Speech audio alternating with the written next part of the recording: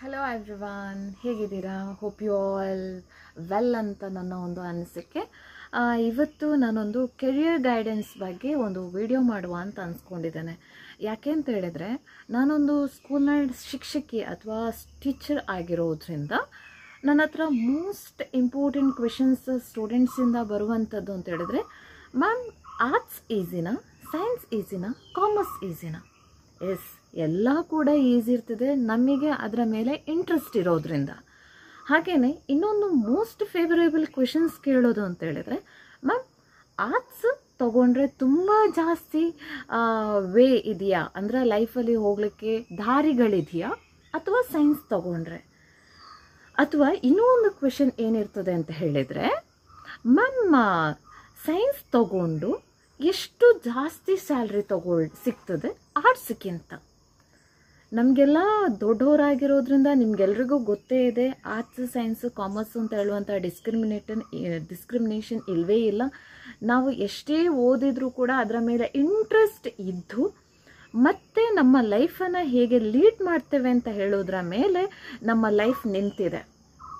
ಹಾಗೆಯೇ ಇವರೆಲ್ಲ ಇಷ್ಟೆಲ್ಲ ಕ್ವೆಶನ್ಸ್ ಇರೋದ್ರಿಂದ ನಂಗೆ ಒಂದಿನ ಅನಿಸಿತ್ತು, ಯಾಕೆ ಸೈನ್ಸ್ ಅಥವಾ ಕಾಮರ್ಸ್ ಅಂತ ಡಿಸ್ಕ್ರಿಮಿನೇಟ್ ಮಾಡುವ ಬದಲು ಸೈನ್ಸಲ್ಲೇ ಏನೆಲ್ಲ, ಸೈನ್ಸ್ ತೊಗೊಂಡು ಅದರಲ್ಲಿ ಪಾಸ್ ಆದರೆ ಏನೆಲ್ಲ ವೇಗಳಿದೆ ಅಂತ ಹೇಳುವಂಥದ್ದನ್ನು ಮಕ್ಕಳಿಗೆ ಹೇಳಿಕೊಟ್ರೆ ಅವರಿಗೆ ಯಾವುದರ ಮೇಲೆ ಇಂಟ್ರೆಸ್ಟ್ ಇದೆ. ಕೆಲವರಿಗೆ ಈಗ ಸೈನ್ಸ್ ಮೇಲೆ ತುಂಬ ಇಂಟ್ರೆಸ್ಟ್ ಇದೆ, ಬಟ್ ಕೆಲವರಿಗೆ ಸೋಷಲ್ ಮೇಲೆ ತುಂಬ ಇಂಟ್ರೆಸ್ಟ್ ಇರ್ತದೆ.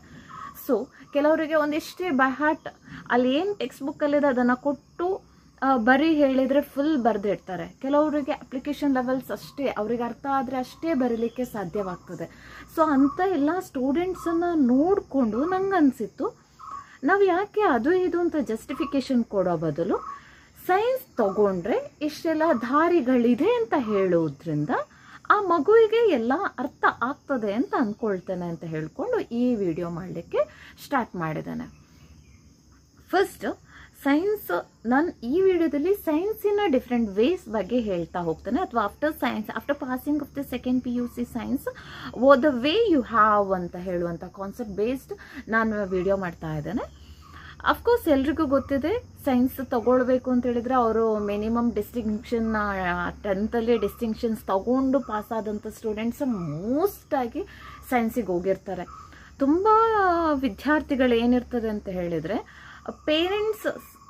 ಪೇರೆಂಟ್ಸಿನ ಏನು ಒತ್ತಡಕ್ಕೆ ಮಣಿದು ಸೈನ್ಸ್ ಅಂತ ಹೇಳುವಂಥ ಕಾನ್ಸೆಪ್ಟಿಗೆ ಬಂದಿರ್ತಾರೆ. ಅಪ್ಪ ಅಮ್ಮ ಸೈನ್ಸ್ ಆಗಿದ್ದು, ಅಪ್ಪ ಅಮ್ಮ ಇಂಜಿನಿಯರ್ಸ್ ಅಥವಾ ಡಾಕ್ಟರ್ಸ್ ಆಗಿದ್ದು, ಅಥವಾ ದೊಡ್ಡ ದೊಡ್ಡ ಕಾಲೇಜಿನ ಲೆಕ್ಚರ್ಸ್, ಅಮ್ಮ ಅಥವಾ ಅಪ್ಪ ಸೈನ್ಸ್ ಲೆಕ್ಚರರ್ ಆಗಿದ್ದು, ಮಗುವಿಗೆ ಒಂಚೂರು ಸೈನ್ಸ್ ಇಂಟ್ರೆಸ್ಟ್ ಇಲ್ಲದಿದ್ದರೂ ಕೂಡ ಫ್ಯಾಮಿಲಿಯ ಪ್ರೆಷರಿಗೆ ಬೇಕಾಗಿ ಆ ಮಗು ಸೈನ್ಸ್ ತಗೊಳ್ಳಿಕ್ಕೆ ಒಪ್ಕೊಳ್ತದೆ. ಬಟ್ ಅದು ತುಂಬ ರಿಸ್ಕ್. ಯಾಕೆ ಅಂತ ಹೇಳಿದ್ರೆ, ಮಗುವಿನ ಇಂಟ್ರೆಸ್ಟ್ ಇಲ್ಲಿ ಮೋಸ್ಟ್ ಇಂಪಾರ್ಟೆಂಟ್ ಆಗಿರ್ತದೆ. ಮಗುವಿಗೆ ಎಷ್ಟು ಇಂಟ್ರೆಸ್ಟ್ ಇದೆಯೋ ಆ ಸಬ್ಜೆಕ್ಟಲ್ಲಿ ಮಗು ಜಾಸ್ತಿ ಕಲಿತಾ ಹೋಗ್ತಾ ಇರ್ತದೆ ಅಂತ ಹೇಳುವಂಥದ್ದು ನನ್ನ ಭಾವನೆ. ಹಾಗಾಗಿ ಸೈನ್ಸ್ ಅಂತ ಹೇಳಿದ ತಕ್ಷಣ ಎಲ್ಲ ಮಗುವಿಗೂ ಸೈನ್ಸ್ ಸೆಕೆಂಡ್ PUC ಸೈನ್ಸಲ್ಲಿ 95% ಬರ್ತದೆ ಅಂತ ಹೇಳಲಿಕ್ಕಾಗಲ್ಲ. ಯಾಕೆ ಅಂತ ಹೇಳಿದರೆ, 10th 90% ತೆಗೆದಂಥ ಹುಡುಗನು ಅವನು ಬೈ ಹಾರ್ಟ್ ಹೊಡೆದು ಬರೆದು ತೆಗೆದಿರ್ತಾನೆ. ಅದೇ ಸೆಕೆಂಡ್ PUCಗೆ ತಲುಪಬೇಕಾದ್ರೆ ಆ ಮಗುವಿಗೆ ಅಪ್ಲಿಕೇಶನ್ ಲೆವೆಲ್ ಜಾಸ್ತಿ ಇದ್ದು ಮಗುವಿನ ನಾಲೆಡ್ಜ್ ಮತ್ತು ಬೈ ಹಾರ್ಟ್ ಅಂತ ಹೇಳುವಂಥ ಕಾನ್ಸೆಪ್ಟ್ ಈ PUC ಸೈನ್ಸಿಗೆ ವರ್ಕೌಟ್ ಆಗಲ್ಲ. ಹಾಗಾಗಿ ಅಲ್ಲಿ ಮಗು ಹಿಂದುಳಿತಾನೆ. ಅಂಥ ವಿದ್ಯಾರ್ಥಿಗಳು ಎಷ್ಟೋ ಸಲ ನಾನು 90% ತೆಗೆದಂಥ ಸ್ಟೂಡೆಂಟ್ ಇಲ್ಲಿ ಬಂದು 80 ತೆಗಿಲಿಕ್ಕಾಗ್ತಿಲ್ಲ, 60 ತೆಗಿಲಿಕ್ಕಾಗ್ತಾ ಇಲ್ಲ ಅಂತ ಹೇಳಿ, ಬಟ್ ನನ್ನ ಆಸೆ ಇಂಜಿನಿಯರಿಂಗ್ ಅಥವಾ ಆ ಥರ ಇದೆ ಅಂತ ಹೇಳ್ತಾ ಇರುವಂಥ ವಿದ್ಯಾರ್ಥಿಗೂ ಕೂಡ ತುಂಬ ವೇ ಆಫ್ ಡಿಫ್ರೆಂಟ್ ದಾರಿಗಳಿದೆ. ಅಂಥದ್ರಲ್ಲಿ ಒಂದು ಫಸ್ಟ್ ಸೆಕೆಂಡ್ PUC ಫೇಲ್ ಆದಂಥ ವಿದ್ಯಾರ್ಥಿಗೆ ಒಂದು ಬೆಸ್ಟ್ ಆಪ್ಷನ್ ಅಂತ ಹೇಳಿದರೆ PUC ಅಥವಾ PUCಯಲ್ಲಿ ಫೇಲ್ ಆಗಿ next 10th mark based diploma ಮಾಡುವಂಥದ್ದು. ಡಿಪ್ಲೊಮಾದಲ್ಲಿ ಸುಮಾರು ಕೋರ್ಸ್ಗಳಿದೆ, ನಿಮಗೆ ಗೊತ್ತೇ ಇದೆ. ಇಂಜಿನಿಯರಿಂಗಲ್ಲಿ ಎಷ್ಟೆಲ್ಲ ಕೋರ್ಸ್ಗಳಿದೆ, ಆ ಥರದೇ ಡಿಪ್ಲೊಮಾದಲ್ಲೂ ಕೂಡ ಕೋರ್ಸ್ಗಳಿದೆ. ಮೆಕ್ಯಾನಿಕಲ್ಸ್ ಇರ್ಬೋದು, ಕಂಪ್ಯೂಟರ್ ಸೈನ್ಸ್ ಇರ್ಬೋದು, ಅಥವಾ ಎಲೆಕ್ಟ್ರಿಕಲ್ ಇರ್ಬೋದು, ಸಿವಿಲ್ ಇರ್ಬೋದು. ಸೊ ಆ ಥರದ ಡಿಫ್ರೆಂಟ್ ಸ್ಟ್ರೀಮ್ಗಳಿರ್ತದೆ. ಸೊ ಮಗು ಅಲ್ಲಿಗೆ 10th ಬೇಸ್ಡ್ ಹೋಗ್ಬೋದು. ಎಲ್ಲಿ ಸೆಕೆಂಡ್ PUC ಸೈನ್ಸಲ್ಲಿ ಫೇಲ್ ಆದ ವಿದ್ಯಾರ್ಥಿಗಳಿಗೆ ಇಲ್ಲಿ ನಾನು ಹೇಳ್ತಾ ಇರೋದು, ಅಥವಾ ಕಡಿಮೆ ಮಾರ್ಕ್ಸ್ ಬಂದು ನನಗೆ ಇಂಜಿನಿಯರಿಂಗ್ ಮಾಡಲೇಬೇಕು, CET ರ್ಯಾಂಕಿಂಗ್ ಇಲ್ಲ ಅಂತ ಹೇಳುವಂಥ ವಿದ್ಯಾರ್ಥಿಗಳಿಗೂ 3 ವರ್ಷದ ಡಿಪ್ಲೊಮಾ ಕೋರ್ಸ್ ಇದೆ. ಅಷ್ಟೇ ಅಲ್ಲದೆ ಇನ್ನೂ ನನಗೆ ಡಿಪ್ಲೊಮಾದಲ್ಲೂ ಸೀಟ್ ಸಿಗ್ತಾ ಇಲ್ಲ ಅಂತ ಹೇಳಿದರೆ ITI ಅಂತ ಹೇಳುವಂಥ ಒಂದು ಕೋರ್ಸಲ್ಲಿ ವೃತ್ತಿಪರ ಶಿಕ್ಷಣ ಆಗಿರೋದ್ರಿಂದ ಅಲ್ಲೂ ಕೂಡ ನಿಮಗೆ ಅಪೋರ್ಚುನಿಟಿ ಇದೆ. PUC ಫೇಲ್ ಆದಂಥ ವಿದ್ಯಾರ್ಥಿಗಳಿಗೆ 10th ಮಾರ್ಕ್ ಬೇಸ್ಡ್ ITI ಅಥವಾ ಡಿಪ್ಲೊಮಾ ಕೋರ್ಸ್ ಮಾಡಲಿಕ್ಕಾಗ್ತದೆ. ಡಿಪ್ಲೊಮಾ 3 ವರ್ಷದ ಕೋರ್ಸ್, ITI 2 ವರ್ಷದ ಕೋರ್ಸು. ITI ಮಾಡಿದ ನಂತರ ನೆಕ್ಸ್ಟ್ ಡಿಪ್ಲೊಮಾ ಮಾಡ್ಬೋದು, ನೆಕ್ಸ್ಟ್ ಇಂಜಿನಿಯರಿಂಗ್ ಮಾಡ್ಬೋದು. ಈಗ ಒಂದು ಮಗು ಡಿಪ್ಲೊಮಾ ಸಿವಿಲ್ ತಗೊಂಡ್ರೆ ಆ ಮಗು 3 ವರ್ಷ ಸಿವಿಲ್ ತಗೊಂಡ ಆದ ನಂತರ ನೆಕ್ಸ್ಟ್ ಇಂಜಿನಿಯರಿಂಗ್ ಬರೆದು ಅಲ್ಲಿ 3 ವರ್ಷದ ಇಂಜಿನಿಯರಿಂಗ್ ಕೋರ್ಸ್ ಕಂಪ್ಲೀಟ್ ಮಾಡಿ ಅದನ್ನ ನಂತರ ನೆಕ್ಸ್ಟ್ ಅಗೇನ್ ಸಿವಿಲಲ್ಲಿ MTech ಮಾಡಿಕೊಂಡು ಆ ಒಂದು ಸ್ಟ್ರೀಮನ್ನು ಅಥವಾ ಅವರ ಲೈಫಿನ ಏನು ಹೇಳ್ತಾರೆ ಏಮ್ ಅಂತ ಹೇಳುವಂಥದ್ದನ್ನು ಫುಲ್ಫಿಲ್ ಮಾಡ್ಕೋಬೋದು. ಈಗ ನಾನು ಸಿವಿಲ್ ಅಂತ ಹೇಳುವಂಥದ್ದು ಒಂದು ಸಿಂಪಲ್ ಆಗಿ ಎಕ್ಸಾಂಪಲ್ ತಗೊಂಡಿರೋದು ಯಾವುದೇ ಸ್ಟ್ರೀಮಲ್ಲಿ ಕೂಡ. ಈಗ ಸಿವಿಲ್ ಇರ್ಬೋದು, ITI ಸಿವಿಲ್ ಇರ್ಬೋದು, ಇನ್ಫಾರ್ಮೇಷನ್ ಸೈನ್ಸ್ ಇರ್ಬೋದು, ಅಥವಾ ಕಂಪ್ಯೂಟರ್ ಸೈನ್ಸ್ ಇರ್ಬೋದು, ಯಾವುದೇ ತಗೊಂಡ್ರು 3 ವರ್ಷದ ಡಿಪ್ಲೊಮಾ ಆದ ನಂತರ 3 ವರ್ಷದ ಇಂಜಿನಿಯರಿಂಗ್ ಮುಗಿಸಿ ಮತ್ತೆ 2 ವರ್ಷದ MTech ಮುಗಿಸಿ ಅಲ್ಲಿಗೆ ಮಾಸ್ಟರ್ಸ್ ಆಫ್ ಇಂಜಿನಿಯರ್ಸ್ದು ಸ್ಟಡೀಸ್ ಕಂಪ್ಲೀಟ್ ಆಗ್ತದೆ. ಮತ್ತೆ ಬೇಕಾದರೆ ಅಲ್ಲಿ ರಿಸರ್ಚ್ಗೆ ಕೂಡ ಹೋಗ್ಬೋದು, PhD ಆ ಥರದ ಕಾನ್ಸೆಪ್ಟಿಗೂ ಹೋಗ್ಬೋದು, ಏನೂ ಪ್ರಾಬ್ಲಮ್ಸ್ ಆಗಲ್ಲ. ಇದು ಸೆಕೆಂಡ್ PUC ಸೈನ್ಸಲ್ಲಿ ಫೇಲ್ ಆದ ಮಗುವಿಗೆ ಹೇಳಿದ್ದು. ಯಾವಾಗ 10th ಮಾರ್ಕ್ ಬೇಸ್ಡ್. ನೆಕ್ಸ್ಟ್ ಇನ್ನೂ ಒಂದು ಕಾನ್ಸೆಪ್ಟ್ ಏನಿದೆ ಅಂತ ಹೇಳಿದರೆ ಡಿಗ್ರಿ ಅಂದರೆ ಈಗ BScಗೆ ಹೋಗೋದಿದ್ರೆ BScಯಲ್ಲಿ PCM ಇದೆ, ಅಥವಾ CBZ ಇದೆ, ಅಥವಾ ಎಲೆಕ್ಟ್ರಾನಿಕ್ಸ್ ಇದೆ, ಅಥವಾ ಕಂಪ್ಯೂಟರ್ ಸೈನ್ಸ್ ಇದೆ. ಸೊ ಈಗ ನಾನು PCM ಬೇಸ್ಡ್ ಮಾತಾಡ್ತಾ ಹೋಗ್ತಾನೆ. ಮಗುವಿಗೆ PCM ತಗೊಂಡ್ರೆ ಫಿಸಿಕ್ಸ್, ಕೆಮಿಸ್ಟ್ರಿ, ಮ್ಯಾಥ್ಸ್ ಇರೋದ್ರಿಂದ ಅಲ್ಲಿ 3 ವರ್ಷದ ಡಿಗ್ರಿ ತಗೊಂಡು ಮತ್ತೆ ವಾಪಸ್ 2 ವರ್ಷದ ಮಾಸ್ಟರ್ಸ್ ಆಫ್ ಫಿಸಿಕ್ಸ್ ಮಾಡ್ಬೋದು, ಅಥವಾ ಮಾಸ್ಟರ್ಸ್ ಆಫ್ ಕೆಮಿಸ್ಟ್ರಿ ಮಾಡ್ಬೋದು, ಅಥವಾ ಮಾಸ್ಟರ್ಸ್ ಆಫ್ ಮ್ಯಾಥ್ಸ್ ಮಾಡಿ ಮತ್ತೆ ವಾಪಸ್ ಅವರು ರಿಸರ್ಚ್ ಸ್ಕಾಲರ್ಸ್ ಆಗಿ PhD ಅಥವಾ ನೆಟ್ ಅಥವಾ ಸ್ಲೆಟ್ ಎಕ್ಸಾಮ್ಸ್ ಕ್ಲಿಯರ್ ಮಾಡಿದರೆ ಅವರು ಡಿಗ್ರಿ ಅಥವಾ ಮಾಸ್ಟರ್ಸಿಗೆ ಟೀಚ್ ಮಾಡುವ ಲೆಕ್ಚರ್ಸ್ ಆಗ್ತಾರೆ. ಅಥವಾ ಇನ್ನೂ ಒಂದು ಕಾನ್ಸೆಪ್ಟ್, ಡಿಗ್ರಿ ಆಗಿ BEd ಮಾಡಿದರೆ ಅಥವಾ ಡಿಗ್ರಿ ಆಗಿ ಮಾಸ್ಟರ್ಸ್ ಆಗಿ BEd ಮಾಡಿದರೆ ಯಾವುದೇ ಸಬ್ಜೆಕ್ಟ್, ಫಿಸಿಕ್ಸ್ ಇರ್ಬೋದು, ಕೆಮಿಸ್ಟ್ರಿ ಇರ್ಬೋದು, ಮ್ಯಾಥ್ಸ್ ಇರ್ಬೋದು, ಯಾವುದೇ ಸಬ್ಜೆಕ್ಟಲ್ಲಿ ಮಾಸ್ಟರ್ಸ್ ಮಾಡಿದರೆ BEd ಇರುವ ಕಾರಣ KTET ಅಂತ ಇನ್ನೊಂದು ಎಕ್ಸಾಮ್ಸ್ ಇದೆ, ಕರ್ನಾಟಕ ಟೀಚರ್ಸ್ ಎಲಿಜಿಬಿಲಿಟಿ ಟೆಸ್ಟ್.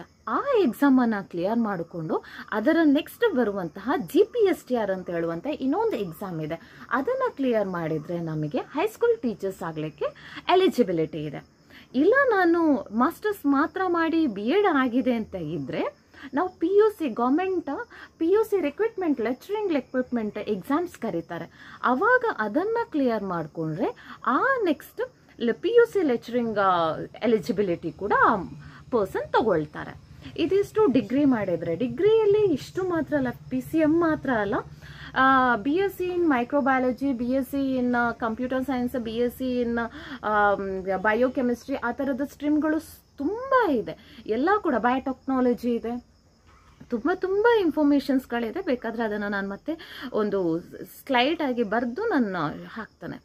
ಅಷ್ಟು ಮಾತ್ರ ಅಲ್ಲ, ನೆಕ್ಸ್ಟ್ ಇಂಜಿನಿಯರಿಂಗ್ ಫೀಲ್ಡ್ಗೆ ಬಂದರೆ ವಾಪಸ್ PUC ಸೈನ್ಸಲ್ಲಿ ನನ್ನ ಮಾರ್ಕ್ಸ್ ಜಾಸ್ತಿ ಇದೆ, CET ಅಥವಾ ಇದು ಎಕ್ಸಾಮ್ಸ್ ಬರೆದು ಅದರಲ್ಲೂ ಕೂಡ ಒಳ್ಳೆ ರ್ಯಾಂಕಿಂಗ್ ಇದೆ ಅಂತ ಹೇಳಿದರೆ ನಾವು ನೆಕ್ಸ್ಟ್ ವಾಪಸ್ ಹೋಗುವಂಥದ್ದು ಇಂಜಿನಿಯರಿಂಗ್ ಸ್ಟ್ರೀಮ್ ಸೈಡ್ ಹೋಗ್ತವೆ. ಅಲ್ಲಿ ಮ್ಯಾಥ್ಸ್ ಮತ್ತು physics, chemistry main combination stream ಆಗಿರೋದ್ರಿಂದ ಇಂಜಿನಿಯರಿಂಗ್ ಫೀಲ್ಡ್ ಬೆಸ್ಟ್ ಆಪ್ಷನ್ ಆಗಿರ್ತದೆ. ಇಂಜಿನಿಯರಿಂಗಲ್ಲೂ ಅಷ್ಟೇ ಫಸ್ಟ್ ಇಯರಲ್ಲಿ ನಾವು ಆಲ್ಮೋಸ್ಟ್ ಬೇಸಿಕ್ಸ್ ಏನು ಇರ್ತದೆ ಅದನ್ನು ಕಲಿತೇವೆ. ಫಿಸಿಕ್ಸ್, ಕೆಮಿಸ್ಟ್ರಿ, ಮ್ಯಾಥ್ಸ್ ಎಲ್ಲ ಬೇಸಿಕ್ ಕಾನ್ಸೆಪ್ಟ್ಸನ್ನು ಕಲಿತು ನೆಕ್ಸ್ಟ್ ಇಯರಿಂದ ನೆಕ್ಸ್ಟ್ ನಾವು ಸ್ಟ್ರೀಮಿಗೆ ಎಂಟ್ರಿ ಆಗ್ತವೆ. ಅಲ್ಲೂ ಅಷ್ಟೇ ನಾವು ಆಪ್ಟ್ ಮಾಡಿರುವಂಥದ್ದು ಇವಾಗೆಲ್ಲ ನಿಮಗೆ ಗೊತ್ತಿದೆ, ಇಂಜಿನಿಯರಿಂಗಿನ ಇನ್ಫಾರ್ಮೇಷನ್ ಸೈನ್ಸ್ ತಗೊಳ್ತಾರೆ, ಅಥವಾ ಏನು ತುಂಬ ಥರದ ವೆರೈಟಿ ಆಫ್ ಇಂಜಿನಿಯರಿಂಗ್ಸ್ ಬರ್ತಿದೆ. ಆ್ಯನಿಮೇಷನ್ ಸೈಡ್ ಬರ್ತಾ ಇದೆ, AE ಎಲ್ಲ ಬರುವಂಥದ್ದು ಇವರ ಸ್ಟ್ರೀಮಲ್ಲೇ ಬರ್ತಾ ಹೋಗ್ತದೆ. ಏರೋನಾಟಿಕಲ್ ಇಂಜಿನಿಯರ್ಸ್ ಆಗ್ಬೋದು, ಯಾವುದೇ ಕಾನ್ಸೆಪ್ಟ್ಸ್ ಬರೋದಿದ್ರು PUC science CET ranking based ನಾವು ಅಲ್ಲಿ ಹೋಗ್ತೇವೆ. ಅಥವಾ ನನಗೆ CET ಬೇಡ, ನನಗೆ ಇನ್ನೂ ದೊಡ್ಡ ನ್ಯಾಷನಲ್ ಲೆವೆಲ್ ಕಾಲೇಜಸ್ ಬೇಕು ಅಂತ ಹೇಳಿದರೆ IIT ಅಂತ ಕಾಲೇಜ್ಗಳಲ್ಲೂ ಕೂಡ ಫಿಸಿಕ್ಸ್, ಕೆಮಿಸ್ಟ್ರಿ, ಮ್ಯಾಥ್ಸ್ ನಿಮ್ಮ ಸ್ಕೋರ್ ಮತ್ತು ರ್ಯಾಂಕಿಂಗ್ ಒಳ್ಳೆದಿದ್ರೆ ಅಂಥ ಕಾಲೇಜಲ್ಲೂ ಕೂಡ ಸೀಟ್ ಸಿಗ್ತಾ ಹೋಗ್ತದೆ. ಇದಿಷ್ಟು ಯಾವಾಗ ಫಿಸಿಕ್ಸ್, ಕೆಮಿಸ್ಟ್ರಿ, ಮ್ಯಾಥ್ಸ್ನ ಬಗ್ಗೆ ಕಾನ್ಸೆಪ್ಟ್ ಬಂದಾಗ ನಾನು ಹೇಳ್ತಾ ಇರೋದು.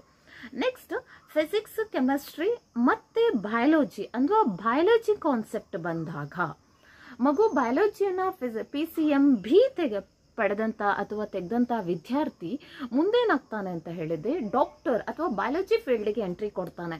ಅಲ್ಲೇ ನಿಮಗೆ ಗೊತ್ತೇ ಇದೆ, ಬಯಾಲಜಿ ಸಬ್ಜೆಕ್ಟ್ ತಗೊಂಡ್ರೆ ನೆಕ್ಸ್ಟ್ ಮೇನ್ ಕಾನ್ಸೆಪ್ಟ್ ನನ್ನ ಮಗ ಮೆಡಿಕಲ್ ಓದಬೇಕು ಅಂತ ಹೇಳ್ಕೊಂಡಿದ್ದಾಗ, ಸೊ ಅಲ್ಲಿ MBBS ಇರ್ಬೋದು, BDS ಇರ್ಬೋದು, ಅಥವಾ BMH ಇರ್ಬೋದು, ಆಯುರ್ವೇದಿಕ ಅದು ಇದು ಇವಾಗ ತುಂಬ ಬಂದಿರುವಂಥದ್ದು, ತುಂಬ ಫೇವರೇಬಲ್ ಆಗಿರುವಂಥದ್ದು BSc ಅಗ್ರಿಕಲ್ಚರ್, BSc ಫಾರೆಸ್ಟ್ರಿ ಆ ಥರದ ಡಿಗ್ರಿಗಳು ಕೂಡ ಬಂದಿದೆ.